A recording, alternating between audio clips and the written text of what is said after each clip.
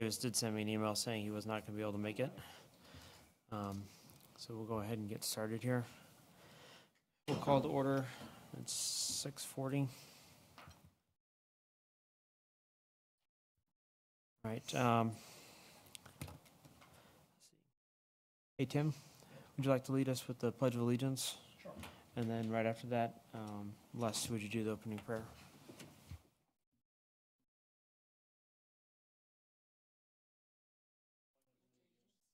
Flag of the United States of America and to the republic for which it stands, one nation, under God, indivisible, with liberty and justice for all.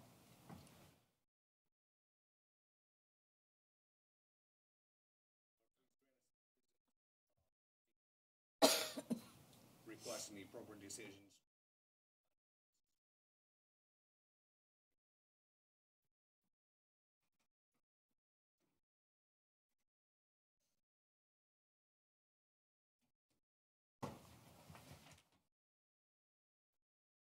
All right. Catherine, can you confirm quorum? We have a quorum.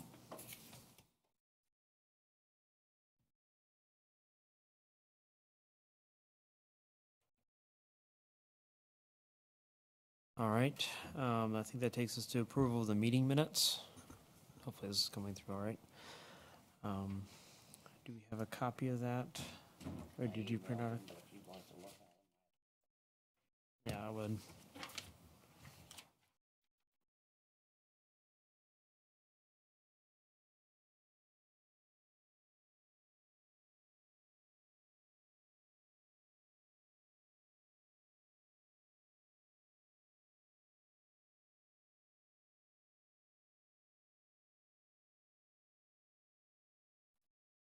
All right. Are there any adjustments need to be made, or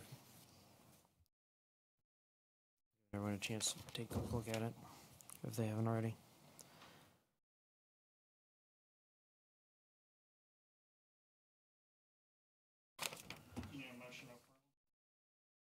Second? I'll second. Dawn seconds. I think she's got the cold, so. Bronchitis. Oh, even worse, bronchitis. You have my sympathies and well wishes. Thanks. All right. I'll approve the meeting minutes. Say aye. Aye. Oppose? All right.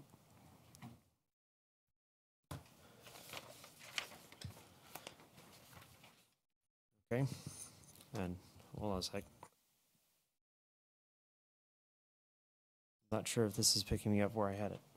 Okay. On the agenda, I just was going to give an update as to the presentation, along with supervisor comments and questions for those who weren't there.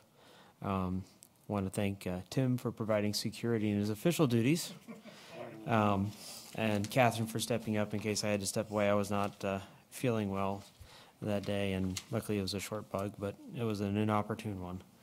But we were able to get through it. It was well received. The Board of Supervisors did thank us for our efforts in looking at the budget and everything. They had asked if Caroline and King George have out-of-county students covered, and during the conversation, Catherine covered King George, but I don't think we have Caroline.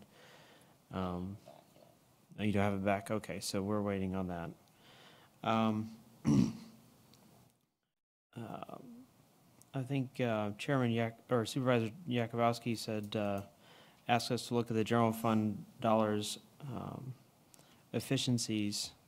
He said you can cut things easily, but finding efficiencies is a little bit more difficult, and that's along the lines what we're going to be looking at coming into both the fire and EMS review, as well as all the other things we've been looking at lately. So I think we're well positioned to do that. There is, let's see, I have a note in here, school consolidation. I think that's the benefits side of the things. I'm not entirely sure. There was a little bit of a benefits discussion included in there due to a question. And while I'm thinking about it, before I forget about it, there were two questions provided to the CBRC. I believe it's for us to kind of pass along to the school system. The first question was, do county students have preference if a school or program is at capacity? This was relative to the out-of-county students, whether or not the county student has preference over the out-of-county, or if there's a preference even set up. And then the other one is the practice of using the out-of-county coverage of students a recruitment tool for the teachers, was a question. I think that was Supervisor McLaughlin. Did they answer that? Yeah. Okay. Yes.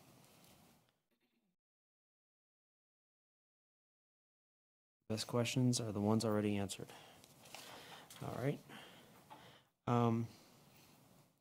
And I'm told that there was a comparison that they requested in the benefits review, but I believe that it was handed to Mark Taylor and Dr. Baker.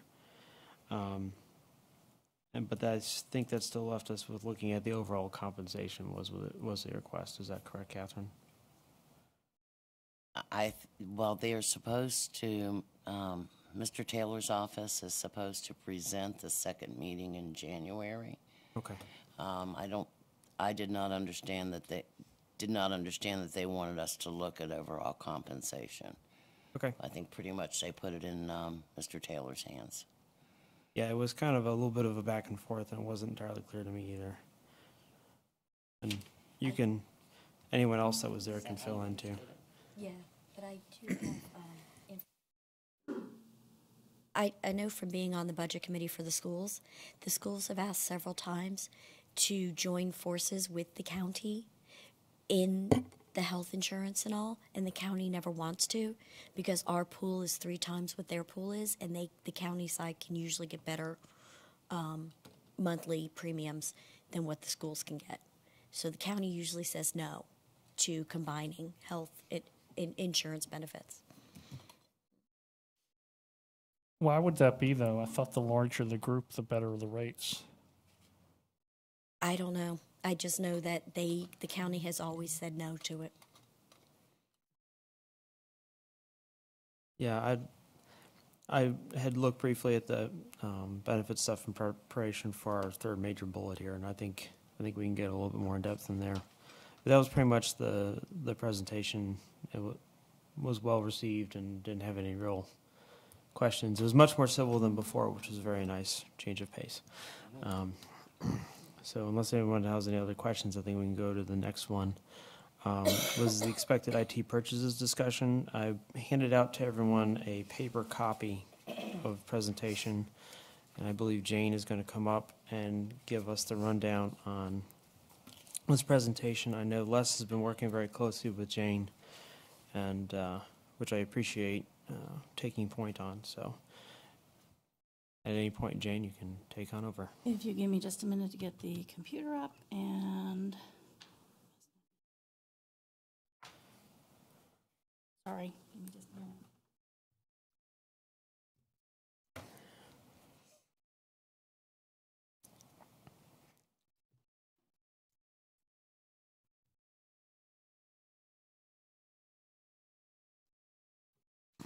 So while Jane is...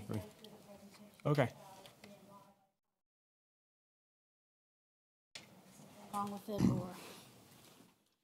But anyway, everyone has a copy of the presentation in front of them. I did meet with Les. Thank you for the time. I really appreciate it. There was a question that came from the CBRC about basically how we purchased our technology. And the first slide that you have in front of you is basically our technology replacement cycle plan. This is the plan budget. We do have a 25% replacement cycle for most hardware equipment. As noted, sometimes some of the more critical equipment is replaced a little bit more frequently. Servers, switches, printers, UPSs and other miscellaneous technology may be left in production longer. It just depends on the individual circumstances. We like to remain as fluid as possible. Please note that this replacement cycle is a plan. It's used as a guide for budgeting and planning purposes, and it is critical that we are able to remain flexible and fluid to meet those emerging issues. Can I make a quick clarification for those who may be Sure. watching and looking at this Okay. post-meeting. The numbers you have in here, those are dollar figures, correct? Not numbers of computers and things? Yes, this first page under the planned budget are the budget figures that we present every year to the finance department, and they are dollar figures, correct? All right, I wanted to make sure anyone following along in the That's video fine. later. Thank would you. catch that And this correctly. presentation is posted on the website if anyone would like to pull it. And if anyone needs a copy, they can contact my office. And UPS, Catherine just asked me, and I wanted to make sure everyone understood, UPS is uninterruptible power supply. Yes, they're It's the basically little our battery our backup, so battery your computer backups doesn't blink for- off one. To protect our equipment from going down in the event that there's a power outage. It's the gap between the generator and the equipment that keeps it from going down completely and taking a hard crash. The next page is the technology replacement cycle, the counts of the equipment. And this is the plan, as I said, we present to finance every year as part of our budget planning is a CIP item. Again, this is a budget and planning document, and I apologize, I just noticed that this is for FY 2018 through 21, 19 through 22, so if you would make that correction. The figures do reflect that, it's just a typo at the very first bullet item. We recently added printers to our replacement cycle. We had a lot of departments that were requesting replacement printers because they were concerned their printers were getting old and were afraid they were going to break mid-year. So we added that to our CIP replacement cycle. We replace them when they break, or if we feel that they have experienced so many outages, break fixes, that it's more economical to actually replace the printer. We will get a plan together for those as time evolves, once we get a good feel for how often we replace those printers. Large UPSs are only scheduled for replacement when needed, and usually it's because either we can no longer get the right equipment for it, or they're so outdated that we can no longer repair them. The smaller UPSs, which are about the $500 to $800 range, we usually replace them when the batteries will no longer hold a sustainable charge. That's usually about 3 to 5 years. The batteries actually can cost as much as the UPS itself. Any questions on that slide? Yeah, I did have a quick question. The printers, do you have a vast majority of them being inkjet or laser, or is there just some large combination of everything? We have a combination. Typically what we do is if it's a network printer, it's going to be a laser printer. If it's a desktop printer, it could be a small laser printer or it could be a DeskJet printer, one or the other. But typically for like a director or a supervisor that needs sensitive information printed directly at their desk, it's usually a small $200 to $300 printer. Okay. I just have a quick question. Sure. So how are you doing? I'm good. How are you? Well, so with the replacement of those ones that are inkjets, are you replacing them with inkjets, or are you then upgrading with? No, we basically go through and we try to identify what the user actually uses the printer Okay. for, and size it according to whatever that is. Is usually the individual desktops that are for individual persons are the $200 to $300. They're replaced with like. And then if it's a shared printer, we will size it accordingly up. And usually departmental printers, which a lot of people print to, are usually the most expensive ones, but those are the ones that will last 5, 6, 7 years. Thank you. Any other questions on that page? I've got one, Jane. Okay, go ahead.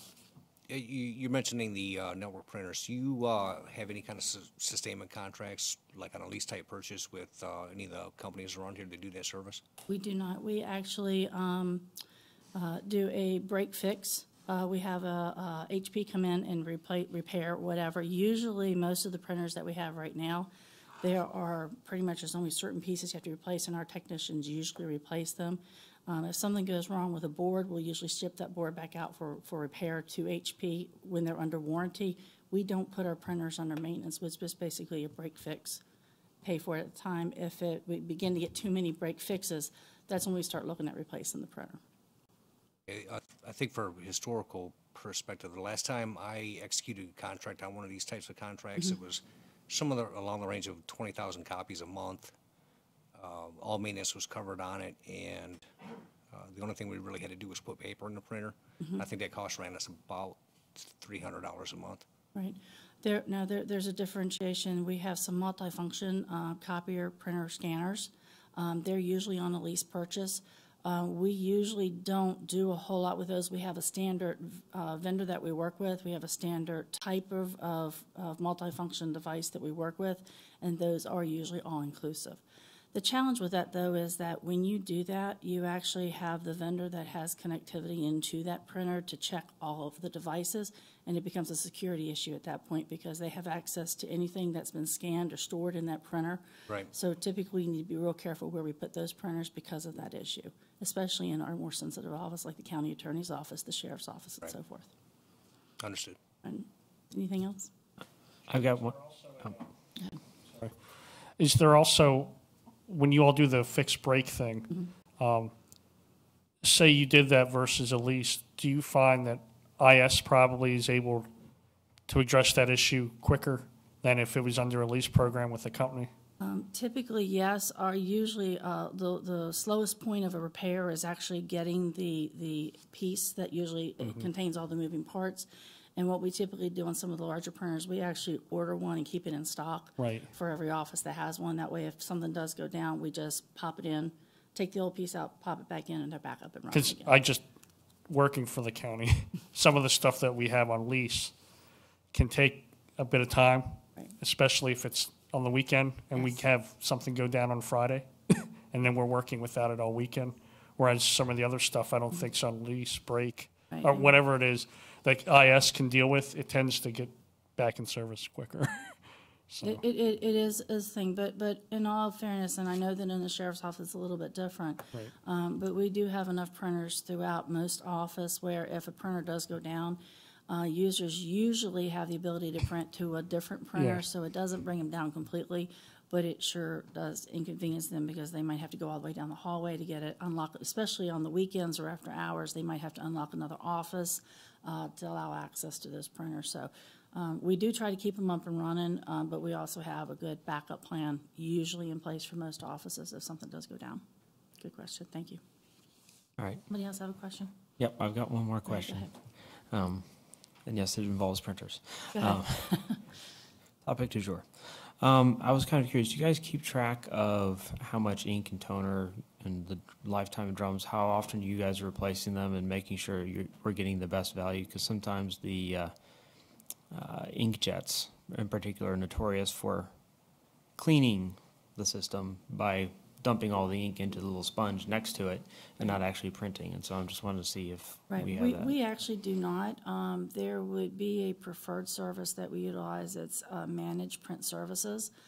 It's not an endeavor we have taken yet, but it's something on our list of things to do to try to make sure that those inkjets are only be used for the few pages that someone may have to print and not the 200-page document they might have to have. That's much more economical to print on a much larger, more efficient printer. So that is on our list of things to do. We just haven't gotten to it yet. Okay, thank you. Any other questions on that? All right, moving on to the next page. I wanted to make sure that we went over this, and Les and I had a long conversation about procurement. Wanted to know, the county competitive purchasing, we do have a procurement policy for the county. It does follow the state code. When we initiate a competitive procurement, it means that our cooperative procurement agreements and contracts do not meet the needs or the requirements of the county, and that can include cost or functionality or overall technology requirements or the combination of one or more of those. There is only one planned request for a proposal or RFP for 2018, which is for our AV system. That RFP is in process of being developed, and we plan to release that sometime in the first quarter of 2018. There are no other planned RFPs for fiscal year 2018 at this time. However, things emerge very quickly in an IT department. And what I tell you tonight may not be the case tomorrow because something may come up that I do have to begin to start an RFP process, but we'll cross that bridge when we come to it. On to the next page. We use our cooperative procurement agreements very frequently. The items that we typically purchase are not unique or unusual to a technology industry, and that includes the county. We do utilize national, state, and locality cooperative procurement contracts to purchase commonly used technologies such as servers, switches, laptops, personal computers, etc., all of the things that are associated with it. We do use those competitively awarded cooperative procurement contracts to allow the county to maximize the purchasing power across large multi-purchase and multi-use contracts to obtain the lowest cost possible. Even amongst those cooperative procurements, we still shop for best price. All of our contracts are reviewed and vetted by the county's procurement department to ensure the county's compliance at all times with all state and county procurement policies. And the last slide that I have is basically a list of some of the contracts that we do use. In parentheses beside each one, it tells you whether it's a state, a national, or a local RFP. And if you have any questions about those, I'll be happy to answer anything you've got. And that's all my presentation. If you have any other questions, I'll be happy to answer whatever you've got, or try to anyway. I just kind of had a clarification mainly for the committee here. There were questions that came up between emails between us about server costs and desktop cost. And I clarified it with the committee, but I kind of want to make sure it's all for public record. I mean, one of the questions that came up was $10,000, isn't that a bit much for a server? No, it's right along the line of what you would expect for an enterprise server. They can be more expensive than that. The same with a workstation, like a laptop, I think was $650, which is quota price. That's actually a very good price. The benefits that you get from buying business grade workstations is you get the remote management features built into them. They usually will come with a better warranty, and they're just more robust machines. Most of our devices have come with a 2 to 3 year warranty. We usually ride the last 2. If something begins to break frequently on a laptop, we typically replace it. But buying a business grade computer, I know that we could probably go to Best Buy and buy them a little bit cheaper, probably off of Amazon, but they will not last as long. We've tried, over the years, I've been here almost 30 years, and we have tried various versions, cheaper versions, and they will not last. We purchased a certain brand about 5 years ago, 10 of them, just to test them out. Within the first 6 months, 8 of the hard drives had failed. 2 of the laptops completely fell apart before we even got started, and that was within 6 months, and this was just a 10 test beta. So we are an HP shop. We've had very good luck with them. We've been able to stabilize our budget so that it stays consistent. We're able to keep our users up and running consistently so that they can do what they need to do on a daily basis, and I think we have a pretty good track record in that regard. Okay. And, I'm sorry. Further clarification, Jan also brought up the streaming media contract that's out for an RFP right now. Initially, I had done up a cost estimate on that and came in significantly lower after our meeting. I did not know that there were a lot of services that were being provided that were not laid out in the handouts that we had from that original meeting. The recommendation that I would have put forth, and which I did to Jane, was to go out with an open competitive procurement, and she was already one step ahead of me on that. Is going this year. It's in the process right now. And we did meet with your associate, and he's got a better idea of what we do. I had my operations director walk him around the county and show him our conference rooms, our AV room, everything that we do and how we do it. So he should be able to come back with some comparable cost and show that contract is actually very much in line with the services that we provide. So. And then I actually did have a couple questions for you on this RFP that's coming up for the streaming media. Is that in conjunction with the requirements of the school district? There are no plans at this time to do that, but I can coordinate with the schools to see if they're willing to do so. We would love to work with the schools in any endeavor, and we do frequently work with the schools on a number of projects. Our radio system, the schools is part of, our fiber that we laid throughout the county, the schools and the county worked together, saving millions of dollars where we were able to coexist in the same conduit, and a number of other areas that we already do collaborate on. So I expect that would be another area that we could potentially do so, and I'll be happy to reach out to the schools to see if they're interested. And are there any areas of the within the IT within the county where you don't have visibility on or full cognizance on? Any of the other county departments where they may be running their own individual procurements? I would like to consider that question and come back to you on that, if that's okay. I would, before I respond, I want to make sure that I have a chance to think about that for a minute and make sure that I respond appropriately. Just wanted to, because I've kind of seen fragmentation like that before, and it actually drives up cost. And it will, and it has, and it's the strategy of the county, whether we centralize or decentralize technology, And there's advantages to doing both ways. Sometimes the department, we can't move fast enough because I'm limited by the staff that I've got and the funding that I get every year, which is usually a very decent budget for what we need to do and how we need to do it. But just like every other director I'll sit in front of you, it's never enough to do everything. And even if I lined up everything that I needed to have, I would still never have enough for the demand for technology that this county has at this point, because technology is just growing more and more quickly. As you all know, just in your own personal lives, how much technology that you have available. So let me get back to you on that, and I'll provide a response to that formally on that question. And also, since we're talking about IT and all that stuff, and Jane, correct me if I'm wrong, but even after the warranties end on some of the stuff, I know on our end, they cannibalize old machines. So like our laptops that are no longer covered by warranty, they have a room full of old laptops and stuff that our IT department will try to extend the life of another one by cannibalizing another system that's. Absolutely. So, I mean, that's another way that the county, I've at least seen, has tried to save money. I'm not sure what that was. I'm afraid to look. But you're right. We do. Yeah. We absolutely do try to make sure that we keep everything as up and running as possible without having to buy new.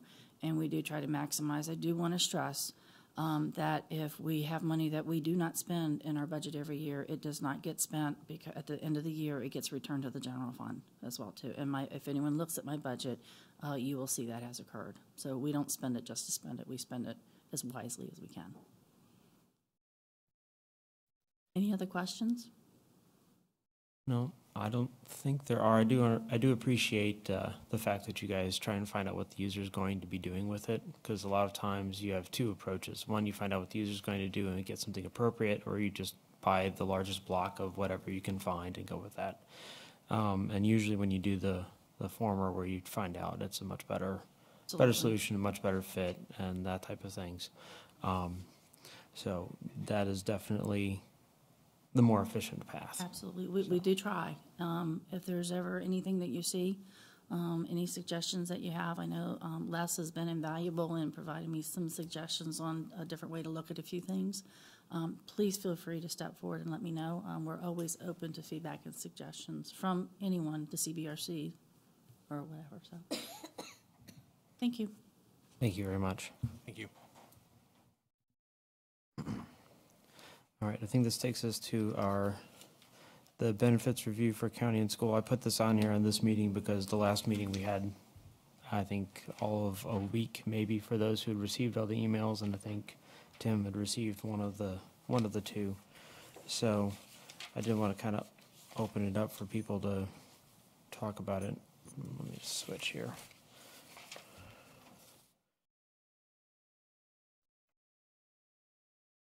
So I just printed off a couple pages. Some of those, if anybody's wondering if we printed them all off, they're 110 pages was one of them, and 49 pages was another. And I wasn't going to print off a ream of paper on this. I did notice, let's see, I'm trying to find, I found information in both of the documents that had the listing of the amounts between the school contracts and the county contracts. And I'd only printed off the one page. This is part of the large documents. And there is quite a difference as far as the total premium. I'm just looking at the per monthly cost between them. They're both from Anthem. They both have, I think, two different levels, and I couldn't tell you what they are because I don't have anything to do a comparison with. The county has Key Care 20 and 30, and I think the SCPS has Key Care 500 and 300 or 200 or something. It's not, doesn't look like there's a one-to-one. So since Mr. Taylor and Dr. Baker are going to be spending time figuring this out, I don't think we should discuss this at length personally, because they're going to have much more in-depth discussions and probably have many more pages of stuff to combine with this stuff. But I did notice that there's a fairly large difference between them. So I'm kind of interested to see what that summary looks like, because the differences will probably tell us everything we need to know. So unless anybody has any suggestions about that.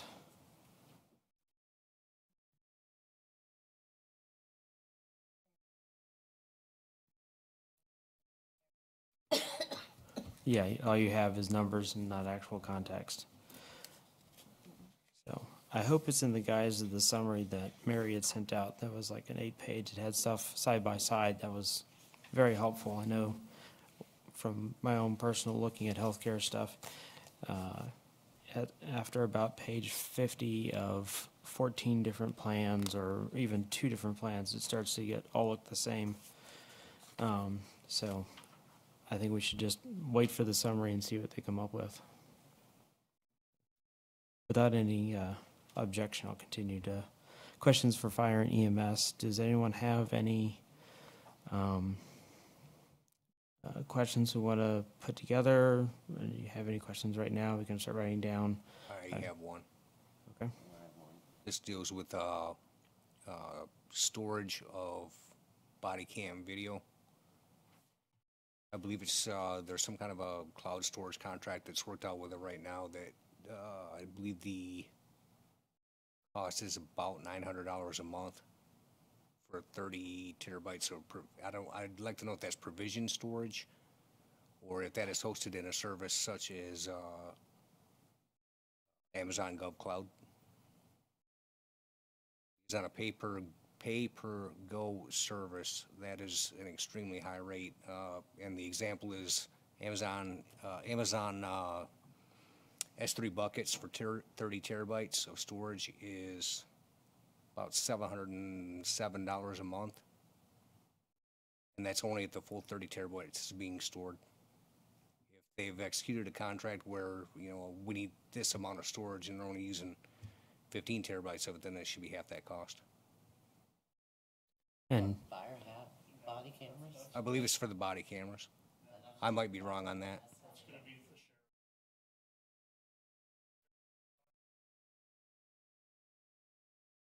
Okay. That's going to be something that the sheriff's office has been in the process of trying to implement over the last couple of years. And I don't remember who they chose, so it would probably be best to. That's going to need to be directed toward Sheriff Harris or Major Wells to answer that question. It's very specific on what they're asking for, on how much is going to drive the cost on it. If they're asking for provision storage, it's going to be expensive. But if they're asking for a pay-as-you-go in a quantity type storage, it's considerably more affordable. Yeah, I'm not on the end on all that. Major Wells would probably be the best one to talk to about that. I know they looked at a couple different types of programs through different companies, and some of those, you aren't just dealing with storage, you're also dealing with access, evidentiary access, and all that. And I don't know how all that comes into play and whether that could be part of the reason there's some cost differences and all that stuff. So that's probably more an in-depth discussion.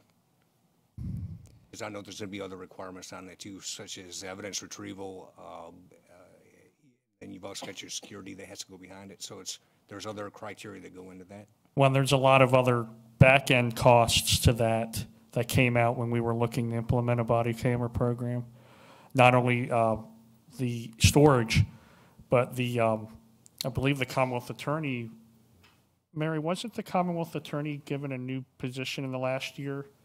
Because of that, because the more body footage you have, the more discoverable evidence you have, which is more time for prosecutors to review. So before, when you might have had one guy on a scene who had body camera footage, now if you have more officers that have it, that are on the scene, those are other videos that have to be viewed and determine whether or not what can be released at what time to the defense.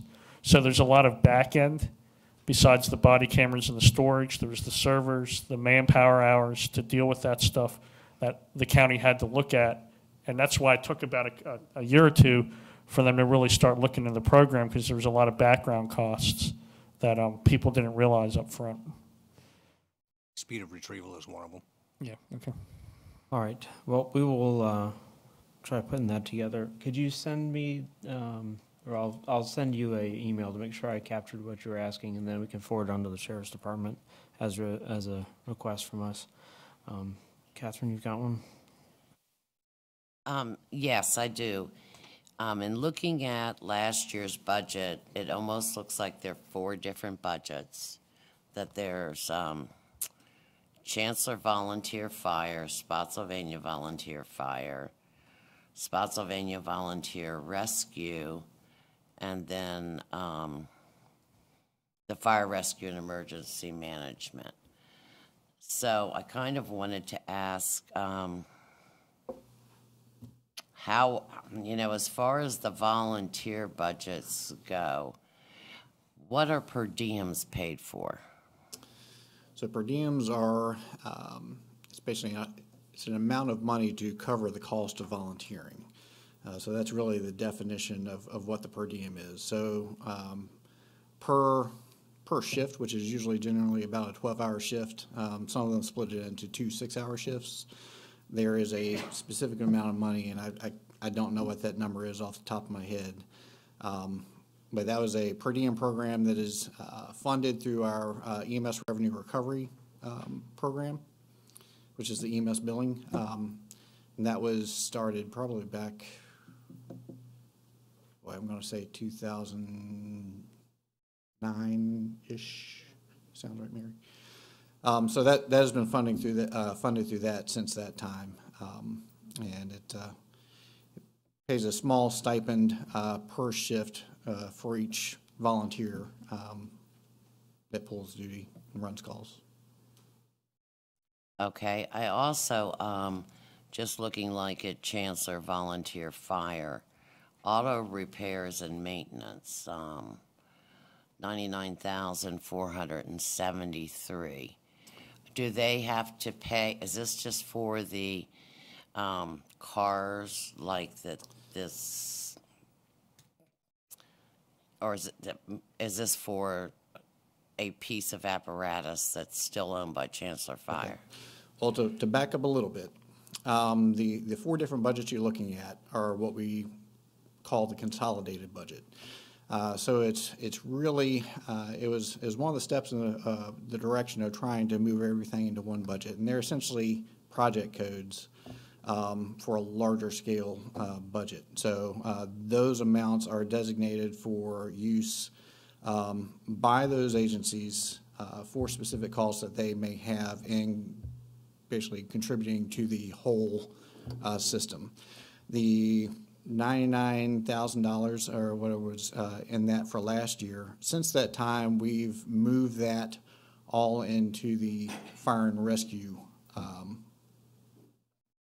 program budget.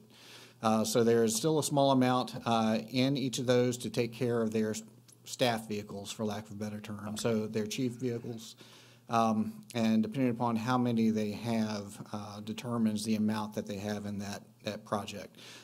Now I think the max may be $15,000 for one of those agencies, where the larger vehicles are funded. We shifted all those funds to the fire rescue program budget and the consolidated budget. So it's easier to go ahead and account for the expenditures that are coming through for repairs and maintenance.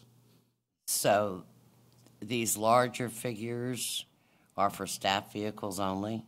No, the larger figures, it goes back to kind of how we used to do things and trying to update that as we move forward. The volunteer departments used to purchase a lot more of the larger rolling stock. So there were times where they had purchased engines or helped purchase tankers. And previously, in years back, we would categorize, which vehicle was actually even in which station, and that's how we determined which pot of money that maintenance was paid for through. But since we realized that really the county is the one that is purchasing the larger rolling stock now, and we're we maintain that through our mechanics as well as through our now new service writer who's actually just come on board. We're the ones that are coordinating all the repairs of the larger fleet. So the volunteers still maintain or take care of the repairs and maintenance for their smaller vehicles, so the chief's vehicles and so forth. So that's where now it might be like a 5,000, 10,000, 15,000 in that area. This number's off my top of my head without actually looking at it. That's remaining in those individual budget lines.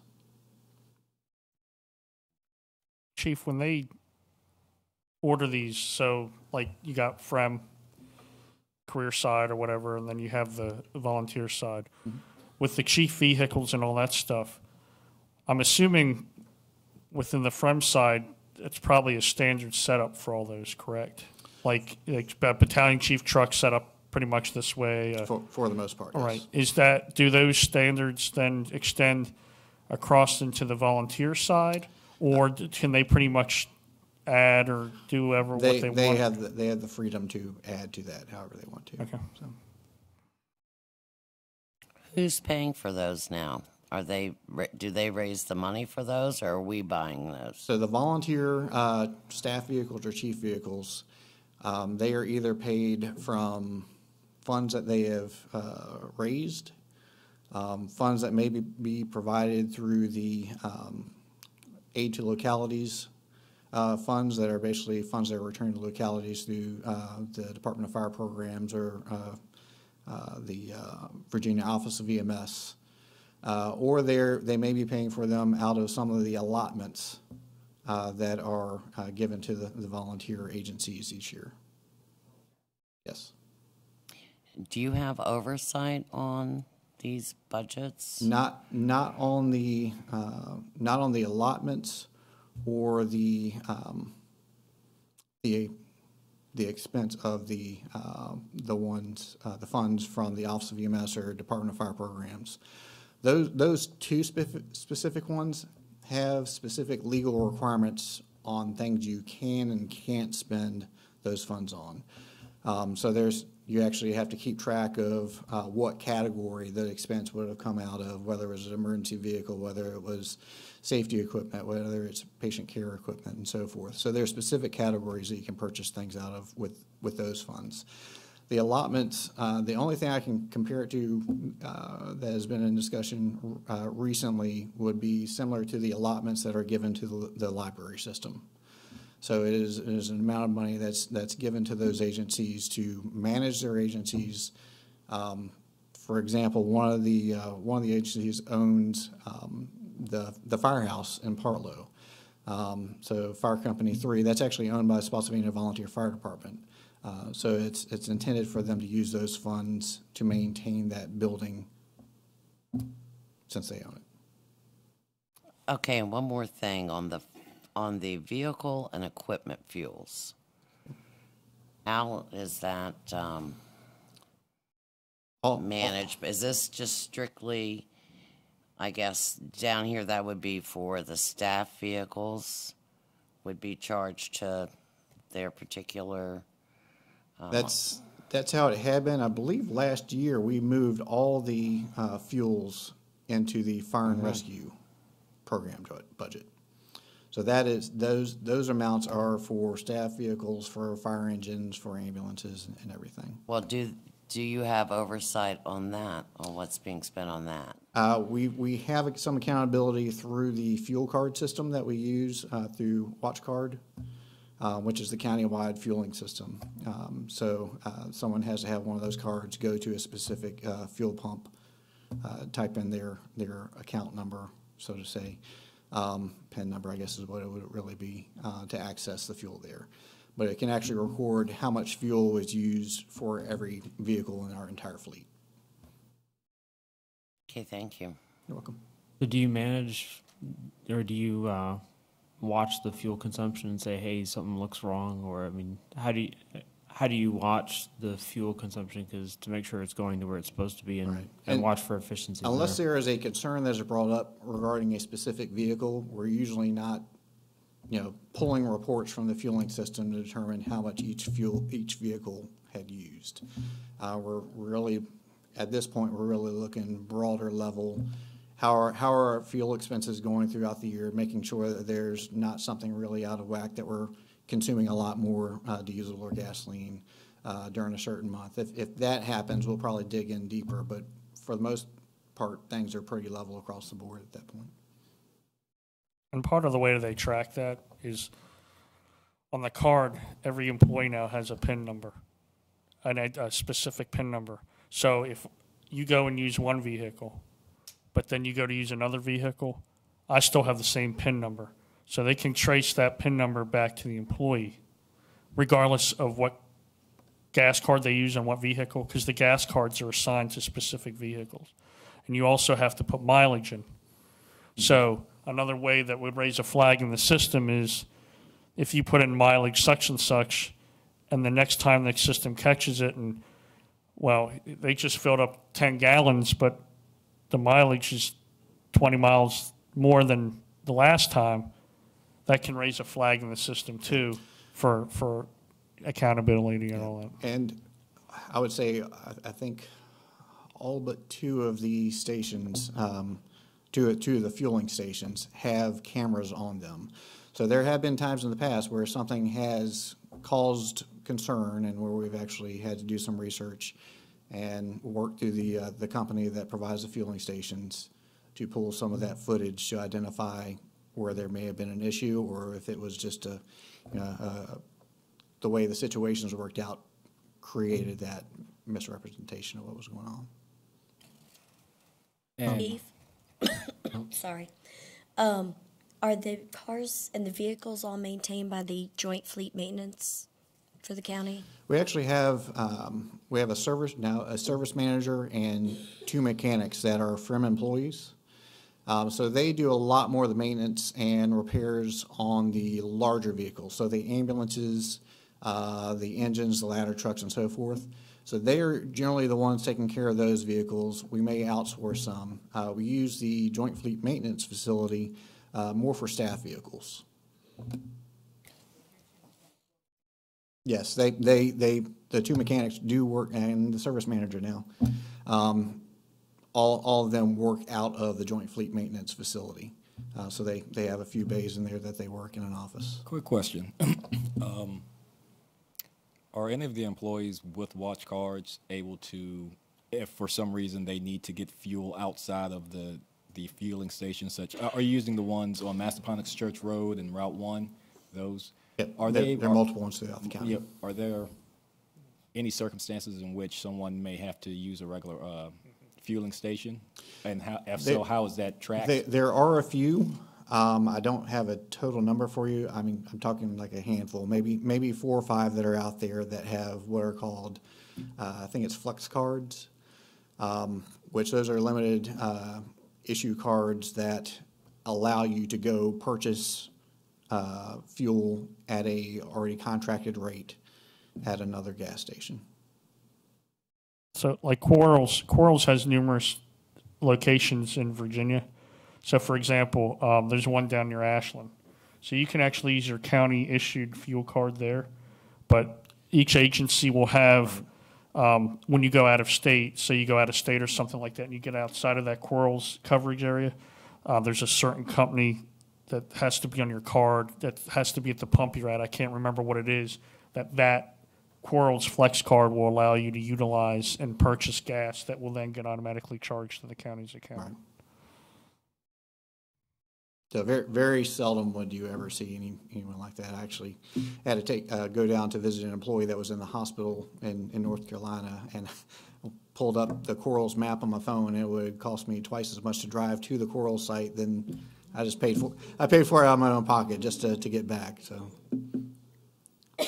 I do have one follow-up question just to make sure I understand clearly. So I didn't.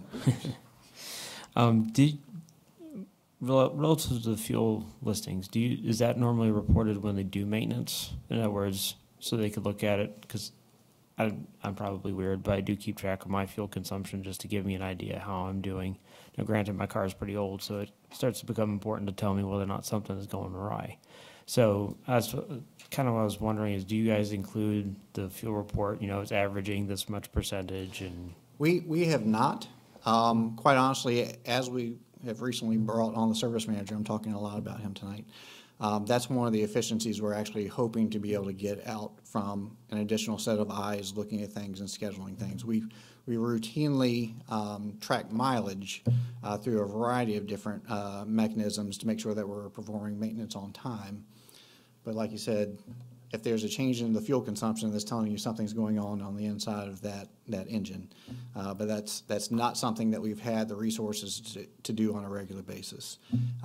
If we see an engine that may be putting out more exhaust smoke, then it may be something that we dig in to identify at that point. But at this point, we haven't had that. That may be something that we're going to move forward with the new service manager, though. Add that Fleet Services actually manages the fuel card, and so they do as far as all the vehicles, whether it's county or school, they do watch all those things. They actually report them. They have like an exception report that they would call a department and say something's going on. This vehicle is supposed to only use this amount of fuel. They filled up with more if it were to happen. So they are managing it. They are watching it on the vehicles, not necessarily the larger pumpers and tankers and things or the squads that the fire mechanics are working on, but I know Fleet is managing it on the other side.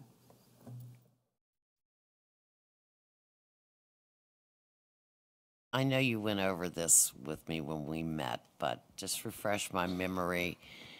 Does each station have like a captain that would be in charge of the station? I know there's lieutenants.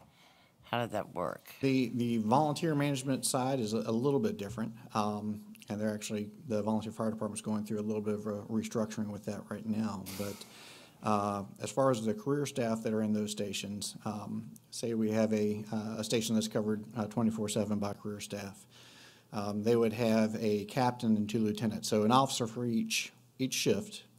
The ones that are currently working 2 day shifts right now would have a captain and lieutenant. So we have an officer for each shift and a captain for each of those stations. The captain, we're developing that position more to be a little bit more responsible, or responsible for more, not more responsible. And one of the things that they are tasked with is preparing the budget for that station, managing the budget a little bit more for that station. So if there's something going on with the actual building, some of the equipment in it, they are the person responsible for tracking and reporting it. So they use their staff, whether it's the officers or the personnel on the other shifts, to help filter that information in and to keep track of it as they're running forward. But we are trying to hold those captains more responsible for those individual areas of responsibility. And can you explain to that committee about the 53.5-hour work week? The 53.5. Well, we've got basically 2 schedules. I feel like I need a dry erase board to draw this out, so bear with me. So all of our firefighters work an average of at least 53 hours per week. So the Fair Labor Standards Act allows us to work firefighters that amount without paying overtime. So every hour after that incurs overtime. We do have a handful of employees that are in the field responding to calls that are medics. They don't have fire training or firefighting responsibilities, and as such, we are not able to work them to that extent. So it's only the firefighting duties and the fire training that allows us to extend their hours to the 53 hours without paying the overtime. So we currently have 8 stations that are working a 24/7 basis with a base level career staff. So those individuals in those 8 stations really work an average of 56 hours per week. So there is a built-in 3 hours of overtime per week for those individuals. Some weeks it's greater, some weeks it's less. It averages out over a 28-day cycle, which is 4 weeks. to equal out to that 56. The 3 stations that we are currently working day work out of, they work 4:40 in the morning until 6 in the evening. They do that 3 days a week, and then one of those days they work a 13-hour shift overnight to equal out to the 53-hour work week. We use them to help fill gaps instead of paying overtime at night for some of those personnel. Also, now with your recent hires, there's a requirement for them to get the advanced life support certification. Is that correct? That is correct. Do we pay for that training, I hope? We pay the tuition, and we also pay them to attend. So it's basically fully funded training for them to attend and obtain an ALS certification. By the agreement they have to sign when they are hired, they have to attain an ALS certification, which at this point, because there were two ALS certifications. One was intermediate, one was paramedic. Intermediate certification is being phased out, so now we're just moving forward with offering paramedic classes, which is right now that higher level program. So within 4 years of graduating from the recruit academy, so essentially 4.5 years from their hire, they have to attain an ALS certification and be released to practice as an advanced life support provider. So are they are given some sort of professional leave to attend these classes? Yes, we provide educational leave or we pay overtime. Oh, okay. Okay. Thank you. Anyone else? I think you're off the hook now, Chief. Happy to answer any questions. Oh, we have another meeting in a month, so I'm sure we'll have some more. Sounds great. Speaking of meeting in a month, the next meeting falls on a holiday, and that's the 15th. And so I wanted to see, Mary, you had mentioned there were other days that were available for this room. Do you have those dates available? I do, Jeremiah. I confirmed with Nadera today that this room is available on January the 17th, the 19th, and any date between the 22nd and the 26th. Okay, so for those who don't have a calendar, the 17th is the Wednesday following the 15th, the 19th is that Friday, and the 22nd through the 26th is the following week. So does anybody have any suggestions, heartburn, thoughts? I would suggest the 17th.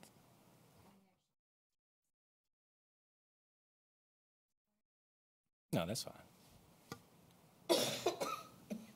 All right, so the 17th is out. We just delay it by a week to the 22nd, or we could do it that Friday on the 19th. It just depends on what you guys want to do. I would suggest the 22nd then. Okay. Everyone okay with the 22nd? Mm-hmm. No? All right. So our next one will be the 22nd then. Second, and we'll just delay it by a week. And let's see, the February falls on President's Day on the 19th.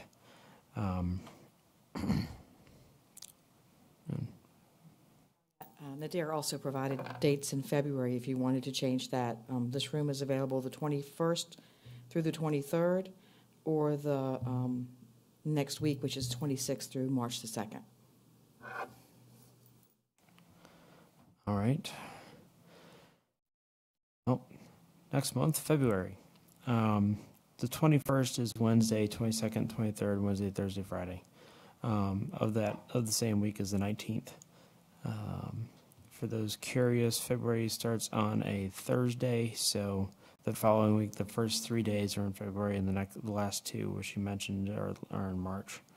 So we can try for the 21st of February. I have a scheduled meeting that Okay. All right. Everyone okay with doing the 26th? All right.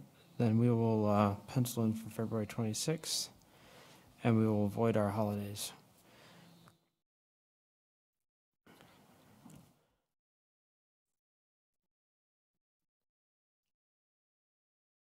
I think the county and federal and state get that day, but I don't think. Well, it's on the calendars. Oh. And then It's a snow makeup day, which Yeah. means you may be gonna working. snow. This year, I think you're quite possibly correct. What should we do about inclement weather closing? Should we sort of follow the school system? You know, like if they cancel activities for the evening or? That's an excellent question. I hadn't thought about that. Mary, I hate to ask you to get up again, but what is for my reference point, I know schools will cancel it, but relative to buses and safety and things, which makes sense. But what is the county's policy when it comes to inclement weather? Since we're looking at January, February, and we've already had technically snow this year and several well below freezing days. That is typically a call that county admin, and if it's a board meeting, the board will make on a day-to-day basis, depending on the information they'll ask the fire department, they'll ask the sheriff's department what the roads look like, what they anticipate. I'll be honest with you, they don't cancel a lot of meetings. I think there's been one board meeting canceled, to my knowledge. And they also are looking out for the citizens, making sure they can get here and that the building is clear. We'd have to make sure that there was time for county staff to clear the building if it had snowed during the day. So there are a variety of things that they look at, but the call is made on a case-by-case basis. All right. So I throw this out here to the CBRC. What do we want our policy? Do we want to follow the county? Do we want to follow the schools? Do we want to look out and say, yeah, it's snowing. I don't care. What do we want to do? I'm from northern climes. If there's snow on the ground, I'm going to be here. I don't really care, but Let's be honest. The schools are going to close at the drop of a hat because the children, they don't want the teenagers on the roads. So we're going to be safer on the roads than the teenagers are. I wouldn't follow the schools. Much as I love them, I wouldn't follow them. I would recommend following county policy. I mean, if the county is open, then there's no reason why we shouldn't be here. It's not like it would cost any more to, like a holiday fee for the AV stuff or night and weekend type stuff. I think we should be very conservative because, I'm not going to drive on, when it's snowing. And so I'm probably one who really loved it when school was closed. I mean, for sure. I think that's probably the way to do it right there, is call it. just call it. Okay. At the time. All right, I'll call it at the time. I may call Catherine and see if she has decided to bury herself underneath a whole bunch of blankets with a large cup of hot cocoa and a book. I'm sure I could get a ride out to the courthouse. Do you think, Chief or First Sergeant? Catherine needs police escort. All right, so we'll play it by ear. Previous winters we've been all right, but there's always a chance we'll end up with snowmageddon on one of these days. Because we moved it from a holiday, that probably increases the chances if Murphy has anything to do with it. So we'll just play it by ear with inclement weather and send out email and call or whatever and just make sure everyone knows. That takes me to the end of my list. Does anybody else have any other new business or? Yes, I'd like to address the email that was the response that Dr. Meyer sent to you on December 12th at 2:52 p.m. And this is in regards to what we had requested for out-of-county students by school, which was answered. Breakdown of individual schools runs the risk of unintentional identifying a student, which we cannot do, which I agree with. It's called aggregation of data.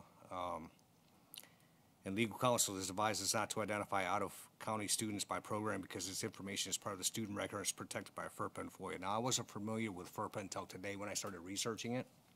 And I deal with personal identifiable information on a daily basis with my full-time job, so this is nothing that I'm not familiar with. So I started researching it and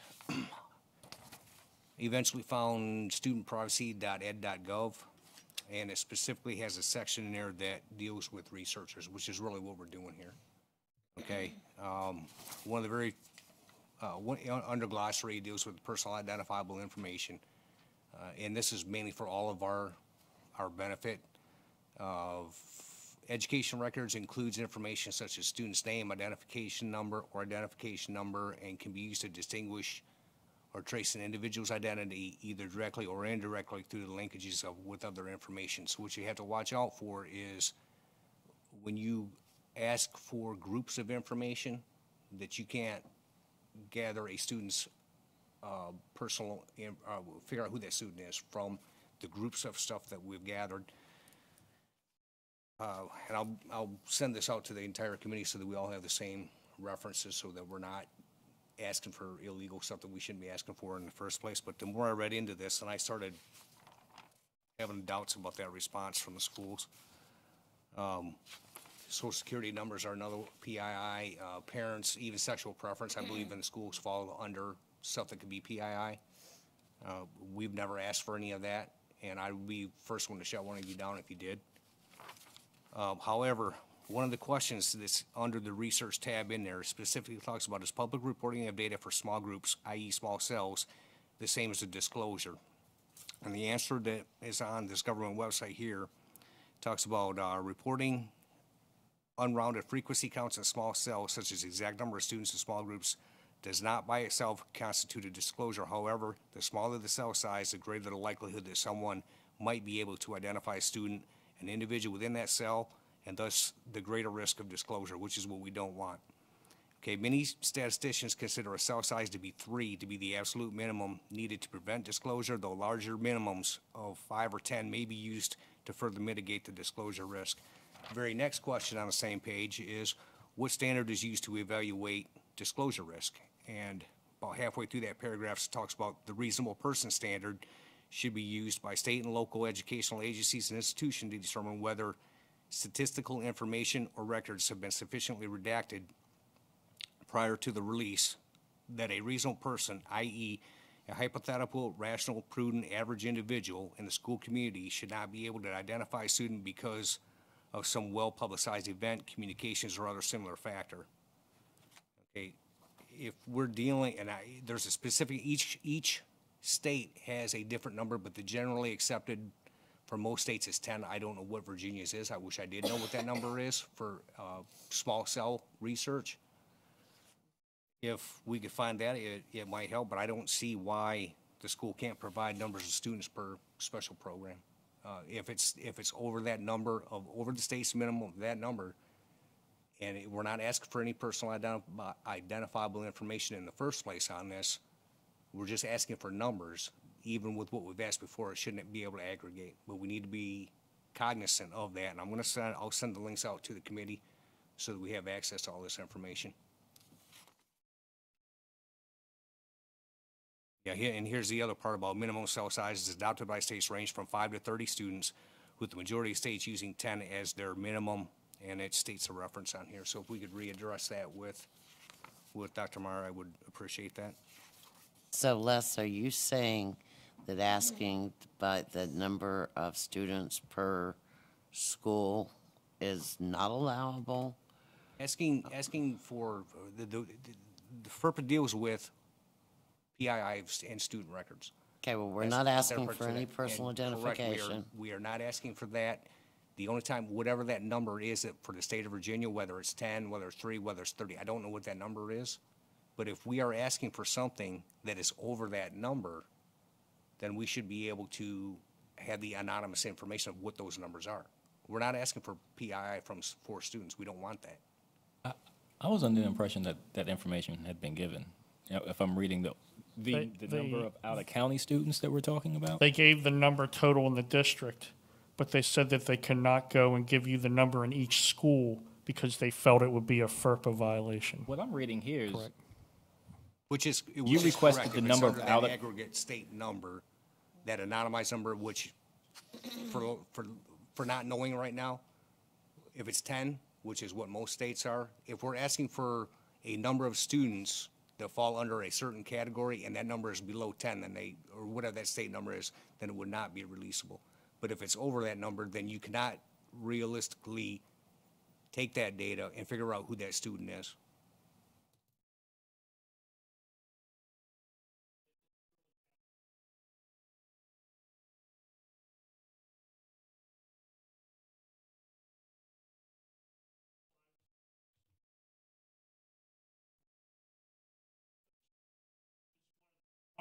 One of the discussions.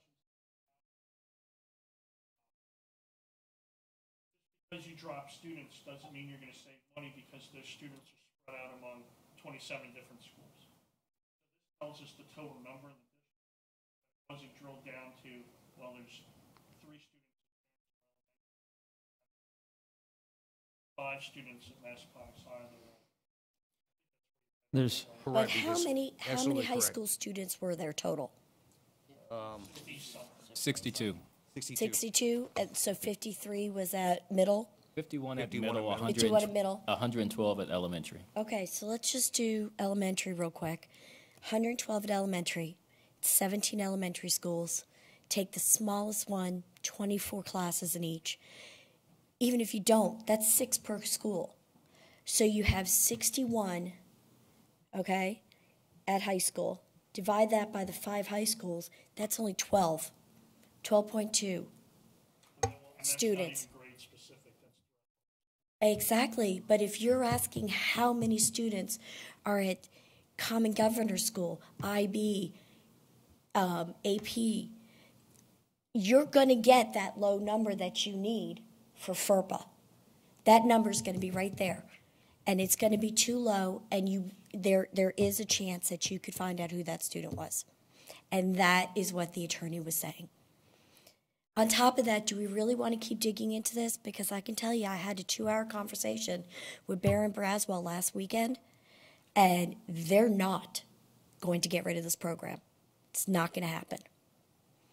The school board will not do anything about this program. They are keeping it because it is a good recruitment tool, and that's it.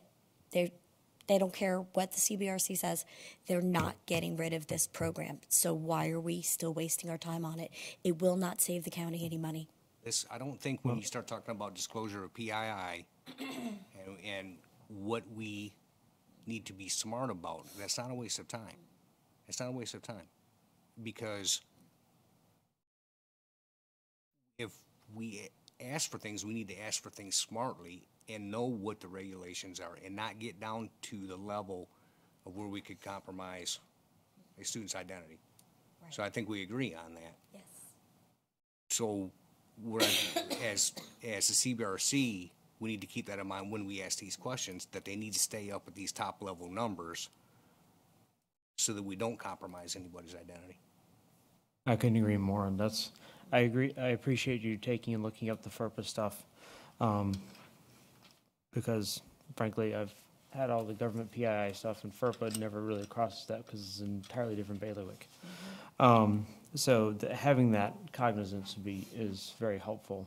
And from the CBRC's point of view, it's very helpful for understanding what it is we're doing and some of the nuances that come with it that aren't in the things we normally talk about. I mean, when you're talking about budgets, you don't think about running across, putting together enough information to identify this or that.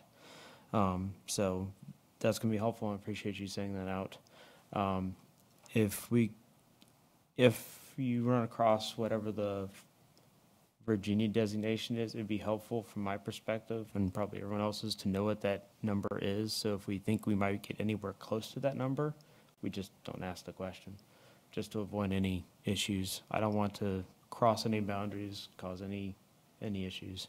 And I mean, that was why I did this, because when you get down on those low numbers, it's something where I started getting a little bit concerned about working in the same type of stuff. And I think with what we're looking for you might be able to ascertain that information at a higher level. Something that the school district would release the data on. But like I said, you get down to where you're talking now numbers 10 or below, or whatever that number is for Virginia, it's not gonna happen. All right, anything else? All right, do I have a motion to close? Yes. Well, can I say something real quick? Shoot. Sorry. So, Greg Sabula didn't get reelected, so my term expires at the end of this year. I'm hoping to be considered for reappointment by the new board member. But if not, it's been a pleasure to be with you all. It's been eye-opening. I've learned some stuff, gained some perspectives from the schools that I didn't see before, and some perspectives in some other areas. And it's interesting to see how the county works in ways that I haven't seen before. So thank you all for letting me be a part of this, and maybe I'll be able to be with you here in the future, but if not, thank you. So. Thank you, Tim. You've done a great job. You've been a big help. I concur, and hopefully you get re-upped, I guess is the term to use. But definitely have appreciated your insights and input. Barring anything else, motion to close. Second. All right. Do I have to ask if anyone opposes? All right. So puts us closed at 7:56. Happy holidays, everybody. Merry Christmas, everybody.